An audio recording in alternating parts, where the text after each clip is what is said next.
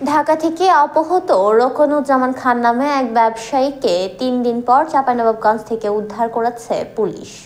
আজ বুধবার সকালে চাঁপাইনবাবগঞ্জ পৌর এলাকার গাবতলা মোড় এলাকার ৭তলা ভবনের একটি ফ্ল্যাট থেকে তাকে উদ্ধার করা হয়। উদ্ধারকৃত রোকনুজ্জামান খান ঢাকার মগবাজার দিলু রোডের নুরুদ্দিন খানের ছেলে।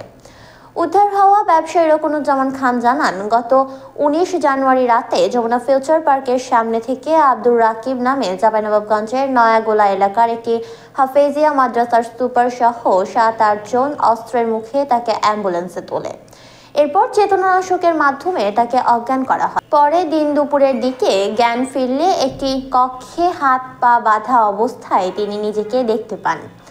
গত ৩ দিন ধরে তাকে আটকে রেখে মারধর করা হয়। বুধবার সকালে অপহরণকারীরা তাকে ওই ভবনের দরজায় তালা মেরে বাইরে গেলে তিনি জানালা খুলে পাশের ভবনের লোকজনকে জানিয়ে সহায়তা চান। এ সময় 999-এ কল দিলে পুলিশ এসে তাকে উদ্ধার করে থানায় নিয়ে যায়।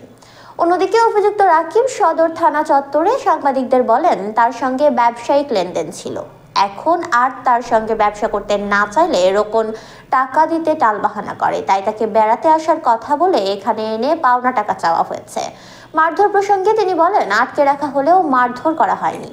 চাঁপাইনবাবগঞ্জ সদর মডেল থানার ওসি মোহাম্মদ রইস উদ্দিন বলেন, এ ব্যাপারে কেউ কোনো অভিযোগ দেয়নি, তবে রোকনের বিরুদ্ধে ঢাকার ভাটারা থানায় একটি মামলা থাকায় তাকে ওই থানায় হস্তান্তর করা হবে। বাড়ি নম্বর 273/3, এটা হলো দিলু রোড, বড়মগবাজার, ঢাকা। আমাকে নিয়ে এসছে রাকিবের সাথে আমার ব্যবসায়িক সম্পর্ক ছিল, ওর সাথে সম্পর্ক ভালোই ছিল। মাঝখানে সে আমাকে বললো যে আমার সাথে দেখা করবে, ঢাকায় আসছে। সে ঢাকায় গেছে এবং যমুনা ফিউচার পার্কের পাশে আমরা একটা রেস্টুরেন্টে বসে খাওয়া দাওয়া করলাম। রাত্রের খাওয়া দাওয়া করে ওকে বিদায় দিলাম। আমিও বিদায়। আমার ব্যাগ ছিল, ঘাড়ির ল্যাপটপ ছিল, ওর মধ্যে কিছু টাকা পয়সা আছে, প্লাস আমার মোবাইল, সব কিছু নিয়ে ওদেরকে বিদায় দিয়ে হাঁটতে হাঁটতে আমি চলে আসছি। এই সময় কিছুক্ষণ সামনে এসে আমাকে বললো যে একটু সামনে আসেন, একটু আলাপ আছে পার্সোনালি।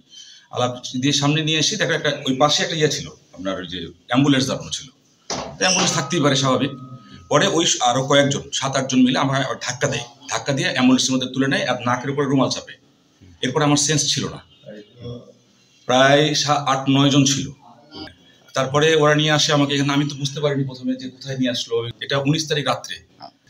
এরপরে আমার ওয়াইফের আমার নাম্বার থেকে আমার কোনো নাম্বার, আমি সাধারণত কোনো নাম্বার মুখস্থ করি না, মুখস্থ থাকেও না আমার, অনেক নাম্বারের সাথে কাজ করা লাগে। সুতরাং আমার ওয়াইফের নাম্বারটা আমার মোবাইল থেকে বের করে ফোন দিই এবং তারপর থেকে শুরু করে টাকা পয়সা নিয়ে চাপাচাপি। এরপরে আমার ওয়াইফও শেষ পর্যন্ত না পেরে ও রাজশাহীতে আমার বাচ্চাটাকে নিয়ে অলরেডি এসছে। আমি কোথায় আছে আমার ভাই আমি এটাও জানি না, কারণ আমি তাদের কনভারসেশন শুনছি, এটুকু জানি। আমার সাথে তো কোনো কথা বলার সুযোগ দিচ্ছে না। এরপরে কালকে রাত্রে আমার ভাইরা, লেফটেন্যান্ট কর্নেল লোকমান সাহেব, ওনার সাথে কথা বলে এখান থেকে ফোনে। তখনই আমি মেসেজ পেলাম যে আপনাদের টিম ওর মাদ্রাসায় গেছে। ওরে আতঙ্কিত হয়ে গেল আমার সামনে, আতঙ্কিত হয়ে তার কালকে প্রথম রাত্রে আমাকে এখানে একা রেখে গেছে। রোকনুজ্জামান খান, বাবার নাম নূর হোসেন খান।